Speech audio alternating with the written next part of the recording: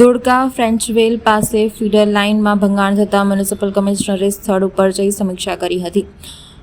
ધોળકા ફ્રેન્ચવેલ નજીક આવેલી 955 મી વ્યાસની મુખ્ય ફીડર લાઇનમાં ભંગાણ થતાં શહેરમાં પાણી વિતરણ પર અસર જોવા મળી હતી. ફીડર લાઇનમાં ભંગાણની જાણ થતાં રવિવારે રાત્રે 11 વાગ્યાથી પાણી પુરવઠા વિભાગ દ્વારા તત્કાલ સમારકામની મંજૂરી કરવામાં આવી હતી. વડોદરા મહાનગરપાલિકાના નવા મ્યુનિસિપલ કમિશનર અરુણ મહેશ બાબુ દ્વારા પાણીની લાઇનમાં ભંગાણને લઈને મુખ્ય મુલાકાત લેવામાં આવી હતી અને સૂચન કરવામાં આવ્યા હતા.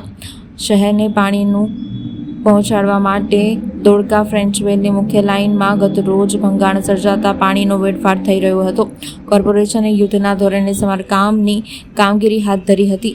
રવિવારે રાત્રે 11 કલાકે શરૂ થયેલી કામગીરી બપોરે 2 વાગે પૂર્ણ થઈ હતી. પાણીની લાઇનમાં ક્રેક હોય વેલ્ડિંગ કરી લીકેજ બંધ કર્યું હતું. સતત 15 કલાક બાદ ખડે પગે રહી કોર્પોરેશનના કર્મચારીઓએ કામગીરી નિર્ધારિત સમય કરતાં વહેલી પૂર્ણ કરી પાણીનો પુરવઠો પૂર્વરત કર્યો હતો.